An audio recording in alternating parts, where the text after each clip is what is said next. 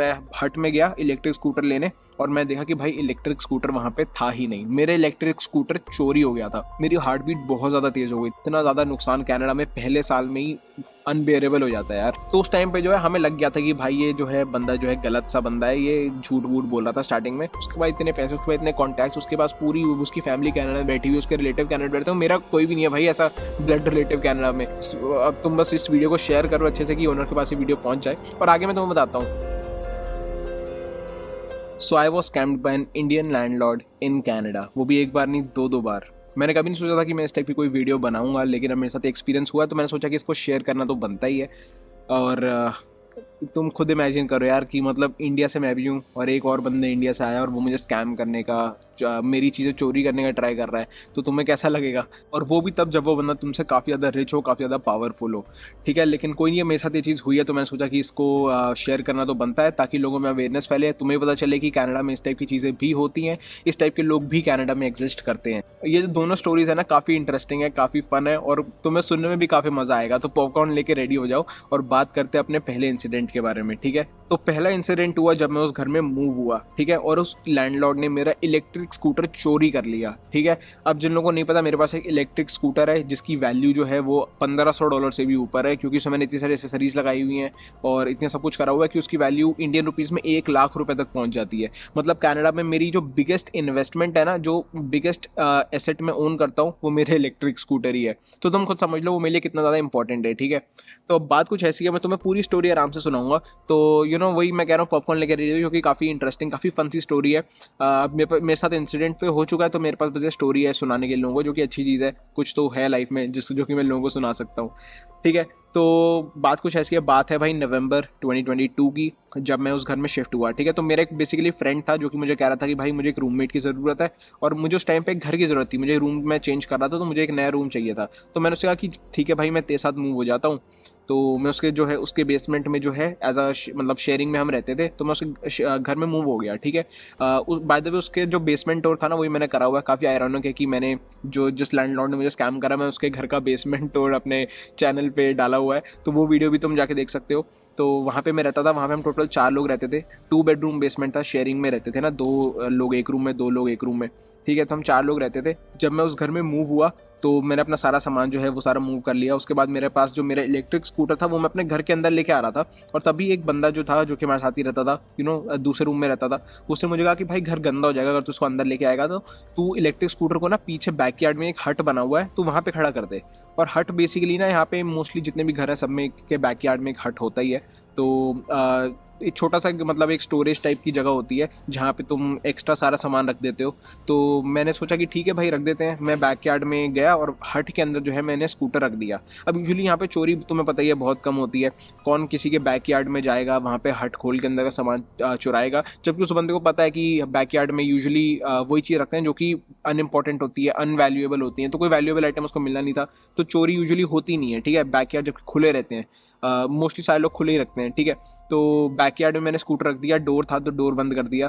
ठीक है, और मैं अंदर आके सो गया उस रात। ठीक है, अगले दिन मुझे काम पे जाना था सुबह। तो जब मैं उठा और तैयार हुआ, जब मैं बाहर गया, क्योंकि मैं इलेक्ट्रिक स्कूटर से ही काम पे जाता हूँ, तो मैं हट में गया इलेक्ट्रिक स्कूटर लेने और मैं देखा कि भाई इलेक्ट्रिक स्कूटर वहाँ पे था ही नहीं। मेरा इलेक्ट्रिक स्कूटर चोरी हो गया था और उस टाइम मुझे नहीं पता था किसने चोरी करा, कैसे हुआ। मेरी हार्ट बीट बहुत ज़्यादा तेज़ हो गई थी। मैं इतना ज़्यादा उस टाइम पे अचानक से वो हो जाता है ना, एड्रेलिन रश हो जाता है, वो वाला सीन हो रहा था मेरे साथ, क्योंकि मेरा इलेक्ट्रिक स्कूटर एक बार पहले भी चोरी हो चुका है। उसके ऊपर मैंने एक वीडियो बनाई है, मेरे बर्थडे के दिन मेरा इलेक्ट्रिक स्कूटर चोरी हो गया था, तो वो वाली वीडियो भी तुम जाके चेकआउट कर सकते हो। और ये उसके बाद मैंने नया स्कूटर लिया था और ये वो वाला स्कूटर था, तो मेरा दूसरा स्कूटर भी चोरी होने वाला था, जो कि चोरी हो चुका था।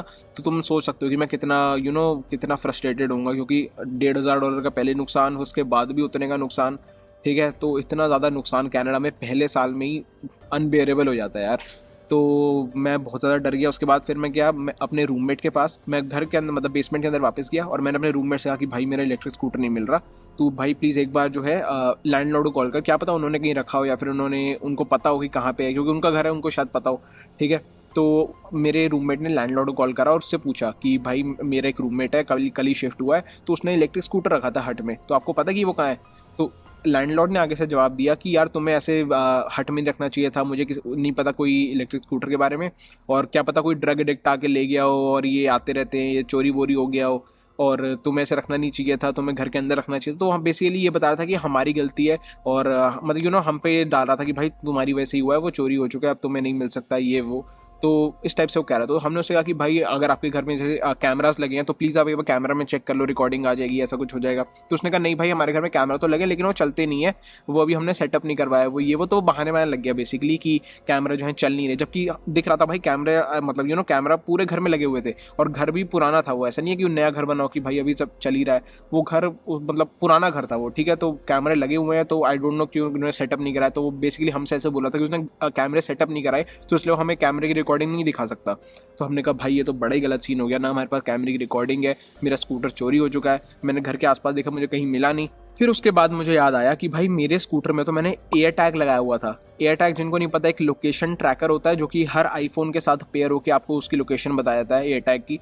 तो मुझे जैसे ही याद आया मैंने अपने फ़ोन में ऐप खोला, और लोकेशन ट्रैकिंग वाला फाइंड माई करके ऐप होता है, तो मैंने जल्दी से अपने स्कूटर की लोकेशन देखी। अब जब मैंने लोकेशन खोली तो वहाँ पे जो है कनेक्ट नहीं हो पा रहा था वो अब मेरे इलेक्ट्रिक स्कूटर से। इसका मतलब कि कनेक्शन जो है मतलब आसपास तो नहीं था स्कूटर। मैंने क्या करा कि मैं घर के बाहर गया और मैंने आसपास जो है चक्कर लगाने शुरू कर दिए घर के, कि इन केस की क्या पता किसी नेबर के पास हो या फिर आसपास कहीं भी हो। तो मैं जितनी भी पॉसिबिलिटीज़ हो सकती थी मैं सारी एक्सप्लोर करने का ट्राई कर रहा था, क्योंकि इतनी वैल्यूएबल चीज़ थी यार वो मेरे लिए।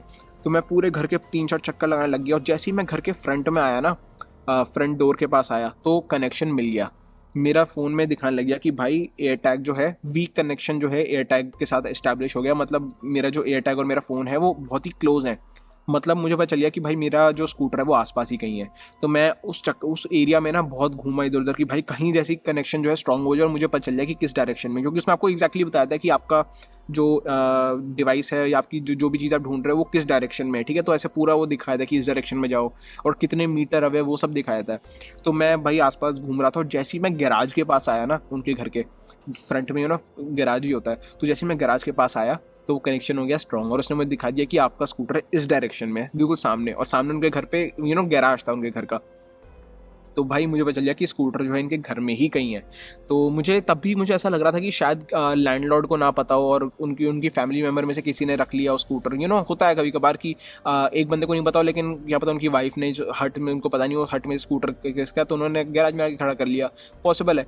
तो हमने जो है लैंडलॉर्ड को फिर से कॉल करा मेरे रूममेट ने, क्योंकि मैं तो उस टाइम पे अच्छे जानता नहीं था, मैं तो नया नया था, मैं तो लैंडलॉर्ड को देखा भी नहीं था। मैं तो अपने रूममेट का मेरा जो रूममेट था उसका पार्टनर जा रहा था कहीं, तो उसकी जगह मैं आ गया था, ठीक है। तो मेरे रूममेट ने बात करी लैंडलॉर्ड से, और लैंडलॉर्ड को हमने सीधा सीधा कहा कि भाई आपके गैराज में स्कूटर शो कर रहा है, लोकेशन शो कर रहा है हमारे स्कूटर की। तो अब उस टाइम पे जो है लैंडलॉर्ड को पता चल गया था कि भाई हमें पता चल गया कि स्कूटर उनके गैराज में है, तो अब उसके पास कोई बहाना बनाने के लिए है नहीं। तो उसने डायरेक्टली उसने कहा कि भाई अब तो पकड़ी गए हैं। तो उसने क्या करा, उसने हमें सीधा कह दिया, अरे भाई अच्छा तुम स्कूटर की बात कर रहे हो, अरे वो तो हमें लगा कि कोई ड्रग एडिक्ट या ड्रगी व्रगी आ गया होगा तो छोड़ के चला गया होगा, तो हमने स्कूटर अपने गैराज में खड़ा कर लिया। कोई नहीं तुम जाके ले लो, और वैसे ऐसे चलो कोई नहीं, तुम जाके ले लो, हमें पता नहीं था तुम्हारा स्कूटर है ये वो। बस उसके बाद ऐसे उसने बात जो है टाल दी, और उसने कहा तुम जाके ले लो स्कूटर, ठीक है। अब उस टाइम पे जो है लैंडलॉर्ड घर के अंदर नहीं था, वो कहीं बाहर था, ठीक है। तो इसलिए उसने कहा तुम जाके ले लो, तुम घर पे नॉक वॉक कर दो, किसी से कह दो वो दे देंगे और ये वो। तो उस टाइम पे जो है हमें लग गया था कि भाई ये जो है बंदा जो है गलत सा बंदा है, ये झूठ वूठ बोल रहा था स्टार्टिंग में। और जब हम फ्रंट डोर पे गए ना उस घर के, अपने वही हम बेसमेंट में रहते हैं, तो हम बैक से फ्रंट में आए और हमने नॉक करा, ठीक है। तो पहले तो किसी ने दरवाज़ा खोला नहीं, 5 मिनट बाद किसी ने दरवाज़ा खोला, तो वो उनका कोई फैमिली मेम्बर था, शायद कोई रिलेटिव था, आई डोंट नो, उनके घर में रहता। वो सो के उठा ही था बंदा, ठीक है, क्योंकि सुबह 8 बजे रहे थे। तो उसने डेफिनेटली उस लैंडलॉर्ड से बात नहीं करी हुई थी। तो मैंने क्या करा, मैंने इंटेंशनली रेफर नहीं करा लैंडलॉर्ड को। मैंने कहा कि भाई वो मेरा हट में ना स्कूटर खड़ा हुआ था, तो उसने कहा नहीं भाई मुझे नहीं पता कोई स्कूटर है ऐसे। तो वो तो डिनाई करने लग गया अपनी साइड से। तो मैंने कहा कि नहीं वो शायद आपके गैराज वैराज में होगा ऐसे से। तो मैंने अभी तक लैंडलॉर्ड की बात नहीं करी, उसको नहीं पता कि मेरी लैंडलॉर्ड से बात हो गई है। तो मैं उसको बस ऐसे ही कह रहा था कि यार मेरा शायद स्कूटर आपके गैराज में ना हो, एक बार आप चेक कर लो। तो उसने कहा नहीं भाई हमारे गैराज में कोई स्कूटर नहीं है, हमें नहीं पता कोई इलेक्ट्रिक स्कूटर के बारे में ये वो। तो वो एग्जैक्टली कंप्लीटली डिनाई करने लग गया। तो मुझे पता चल गया कि भाई इनको सही में कुछ पता है, ये सारे इन सबको पता है इलेक्ट्रिक स्कूटर के बारे में, लेकिन ये बस चूंकि लैंडलॉर्ड से इसकी बात हुई नहीं, तो ये अभी तक डिनाइल में जी रहा है कि भाई मुझे कुछ नहीं पता। तो मैंने उसके बाद जो है इससे कहा कि नहीं भाई, वो लैंडलॉर्ड से मेरी बात हो गई थी। तो मैं थोड़ा इनोसेंट प्ले कर रहा था कि लैंडलॉर्ड से मेरी बात हो गई थी, तो वो कह रहे हैं कि इलेक्ट्रिक स्कूटर जो है उनके गैराज में, तो आप जाके ले लो। तो उन्होंने कहा अच्छा। फिर उसको जब मैंने बता दिया कि हमारी लैंडलॉर्ड से बात हो गई, तो उसने उसको बच लिया कि अरे भाई अब तो देना ही पड़ेगा। तो उसने कहा कि अच्छा चलो गैराज में है, चलो ठीक है कोई नहीं, फिर आप आके ले लो। तो फिर वो मुझे गैराज में लेके गया, गैराज से मैंने स्कूटर जो है निकाल लिया। अब बात जो है यहीं पे खत्म नहीं होती है, ठीक है। अभी भी तुम 1% पॉसिबिलिटी मान सकते हो कि मे बी सही में वो इनोसेंट हो, सही में उन्होंने चोरी करने का ना ट्राई करा हो। लेकिन बात तब जो है कंफर्म हो जाती है चोरी की, जब मैं स्कूटर मुझे मिलता है ना, तो स्कूटर में जो मोबाइल होल्डर था, मैंने पता है फ्रंट में मोबाइल होल्डर लगा के रखता हूँ स्कूटर में, जिसमें मोबाइल माउंट करता हूँ, तो वो मोबाइल होल्डर मिसिंग था। मतलब किसी ने स्कूटर के साथ टाइम बिताया है, स्कूटर का वो जो मोबाइल होल्डर होता है अनस्क्रू करके हटाया है या कुछ करा है, छेड़ा नहीं करी है स्कूटर के साथ, तभी वो जो मोबाइल होल्डर है वो वहाँ पे नहीं है, ठीक है। तो एक चीज़ तो ये, ठीक है, तो मतलब उन्होंने डेफिनेटली स्कूटर के साथ अच्छे से टाइम बिताया है, ठीक है। दूसरी चीज़, जब मैंने अपना फ़ोन पेयर करने का ट्राई करा ना, क्योंकि ब्लूटूथ वाला स्कूटर था, तो मेरा फ़ोन जो है पेयर हो जाता है स्कूटर के साथ, तो मुझे उस फ़ोन में सारे स्टैट्स दिखाते हैं, कितना चला है, कौन सा मॉडल है, कितनी स्पीड है अभी, तो वो सब बेसिकली सारी चीज़ दिखाता है। तो मैं फ़ोन में ना ऐप डाउनलोड करके पेयर कर लेता हूँ। तो जब मैंने फ़ोन का ऐप खोला, तो वहाँ पे मुझे दिखा रहा था कि फ़ोन अनपेयर्ड, मतलब कि मेरा जो स्कूटर था वो किसी और डिवाइस के साथ पेयर हुआ था। मतलब कि उन्होंने जो है अच्छे से टाइम लेके मेरा पता नहीं मोबाइल होल्डर तोड़ बोड़ दिया है क्या करा, और साथ में मेरा जो स्कूटर था वो अपने फ़ोन के साथ पेयर करने का ट्राई करा, ठीक है। लेकिन कोई पता नहीं था कि इलेक्ट्रिक स्कूटर सिर्फ एक ही बार में एक ही फ़ोन के साथ पेयर होता है, दो फ़ोन के साथ नहीं हो सकता, तो उनसे हुआ नहीं। लेकिन मेरे फ़ोन से अनपेयर ज़रूर हो गया था, तो मुझे फिर से पेयर करना पड़ा अपना इलेक्ट्रिक स्कूटर अपने फ़ोन के साथ। ब्लूटूथ में पेयरिंग होती है ना, तो वो करनी पड़ी मुझे। तो बेसिकली यही सीन था। ये दोनों चीज़ों से ना डेफिनेटली भाई साबित हो जाता है कि क्या साबित होता है ये तो मैं खुद पता है, ठीक है। अब पता ही जब ये इंसिडेंट हुआ था ना, इसके 1-1.5 महीने बाद ना मेरा एक ग्रॉसरी का ऑर्डर आना था, जो कि ना मेरे नेबर के घर पे डिलीवर हो गया था, ठीक है। तो मैं ना उनके पास जो लैंडलॉर्ड थे, उनकी फैमिली में से कोई घर पे था उस टाइम पे, तो मैं उनके पास गया और मैंने उनसे कहा कि एक्चुअली मेरा ना एक ऑर्डर आना था, वो आया, डिलीवर नहीं हुआ, क्योंकि मुझे पता नहीं था कि वो नेबर के घर पे ऑर्डर रख के चले गए हैं। तो क्योंकि एक्चुअल जो लैंडलॉर्ड है वो घर पे नहीं था, और लैंडलॉर्ड ने हमें क्या कहा हुआ था कि उनके कैमरा चल नहीं रहे, ठीक है। लेकिन लैंडलॉर्ड का ये कोई फैमिली मेम्बर ही था जो कि उस टाइम पे घर पे था, क्योंकि शामूर्ति लैंडलॉर्ड काम पे गया हुआ था। तो वो जो बंदा फैमिली मेम्बर से घर पे था ना, तो मैंने उससे कहा कि यार मेरा एक्चुअली ऑर्डर आना था, शायद वो पता नहीं आया है नहीं आया। तो उन्होंने कहा नहीं है, ऑर्डर तो कोई नहीं आया। मैंने कहा यार फ़ोन पे तो शो हो रहा है कि ऑर्डर डिलीवर्ड। तो उसने कोई नहीं, हम कैमरा में चेक कर लेते हैं। और उस टाइम पे भाई उन्होंने अपने फ़ोन निकाला, कैमरा खोले और मुझे कैमरे की पूरी फुटेज दिखाई कि अच्छा देखो किस टाइम पे ऑर्डर आया था। तो उस टाइम मुझे भाई मेरी बैक ऑफ द माइंड एक ही चीज़ चल रही थी कि अगर अभी इसके पास कैमरा के सही चल रहे हैं, तो भाई 1-1.5 महीने पहले क्यों नहीं चल रहे थे, क्यों ये कह रहा था कि भाई अभी सेटअप कराने वाले हैं ये वो। मैं भी उन्हें करा लिया 1-2 महीने में सेटअप। लेकिन ओवरऑल इतनी सारी चीज़ जब कलेक्टिवली तुम सोचो ना, तो तुम्हें यही पता चलता है कि भाई लैंडलॉर्ड ने इंटेंशनली मेरा स्कूटर जो है लिया था और उसके साथ जो है छेड़छानी करी, और उसके बाद मुझे बाद में बहाने बना रहा था। तो मतलब उस टाइम पे मैं, जब ये इंसिडेंट हुआ था ना, तो मैं और जो बाकी हम रूममेट्स थे, हम यही शेयर करते भाई इतना गिर सकता है भाई एक बंदा, मतलब जिसके पास $1,000,000 का घर हो, वो भाई एक 1,500 के स्कूटर को चोरी करेगा। आई डोंट नो यार, अनबिलीवेबल सी चीज़ लगती है, क्योंकि मेरा जो मोस्ट वैल्यूएबल एसेट जो है वो मेरे लिए स्कूटर ही है। उस टाइम पे मेरी नेटवर्थ कुछ भी नहीं थी, क्योंकि मैं नया नया कनाडा में आया था ना, 6 महीने हुए थे मुझे कनाडा में आए हुए। उल्टा मेरे पे लोन ज़्यादा था, ये जो स्टूडेंट डेप्ट होती है, ठीक है, जो फीसें देनी होती हैं।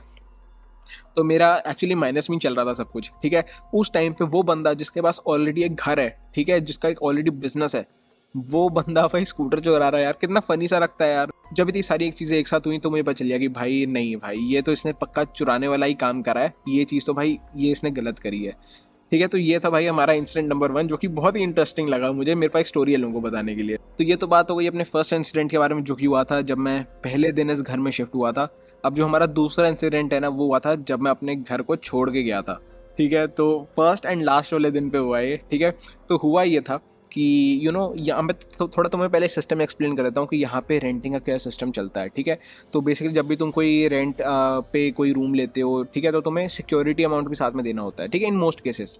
तो मेरा जो रूम था ना, मैं 6 महीने से रूम में रुका हूँ, जबकि मेरे साथ फर्स्ट डे पे तुम्हें पता ही चोरी वाला एक्सपीरियंस हुआ था फर्स्ट डे पे। मैं तब भी 6 महीने इसी सेम रूम में रुका। नंबर 1 क्योंकि मूव करने में बहुत ज़्यादा टाइम, बहुत ज़्यादा एफर्ट लगता है, ठीक है, बहुत ज़्यादा पैसे भी लगते हैं, तो एक तो इसलिए। और दूसरा कि मुझे बहुत सही डील मिल रही थी, $375 में मुझे शेयरिंग में रूम मिल रहा था, जो कि काफ़ी अच्छी डील है।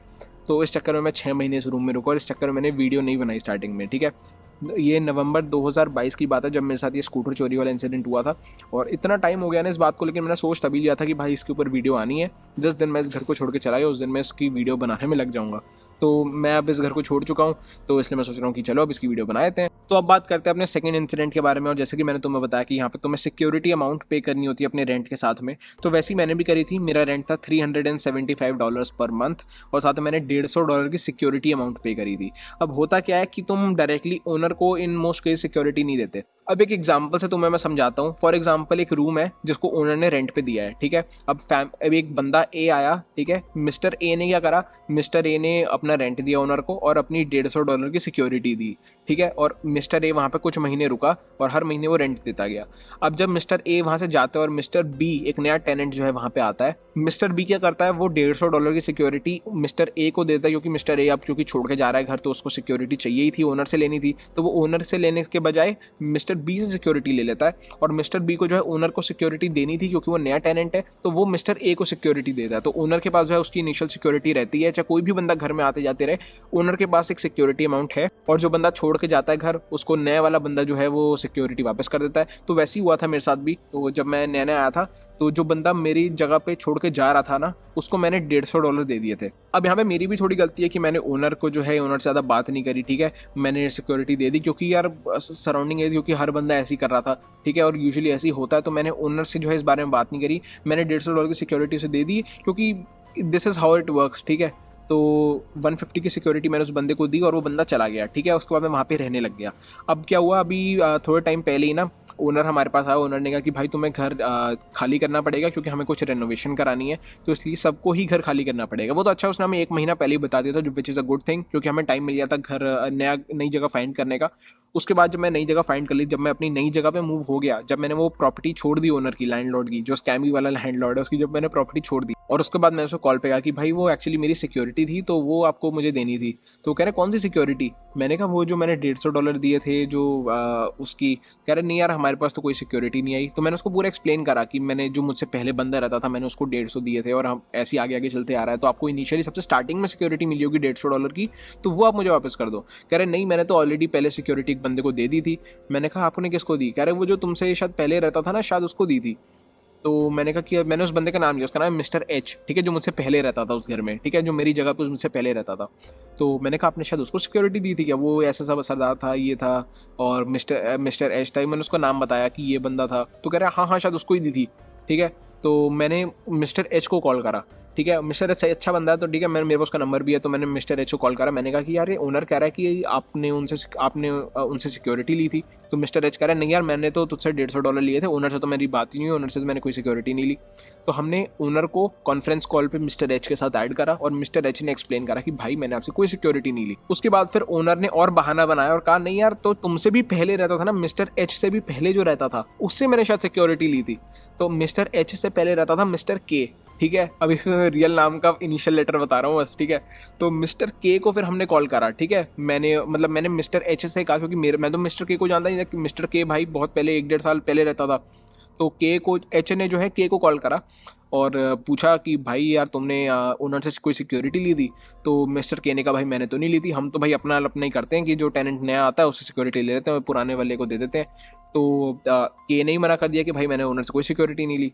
तो हमने के को भी फिर हमने फिर से ओनर को कॉल करा और ओनर से कहा भाई के ने भी कोई सिक्योरिटी नहीं दी। तो फिर वो भाई ओनर कहने लगे नहीं जो के से भी पहले रहता था शायद उसको दी थी मैंने, वो उसको काफ़ी टाइम हो गया, अब 1-1.5-2 साल हो गए।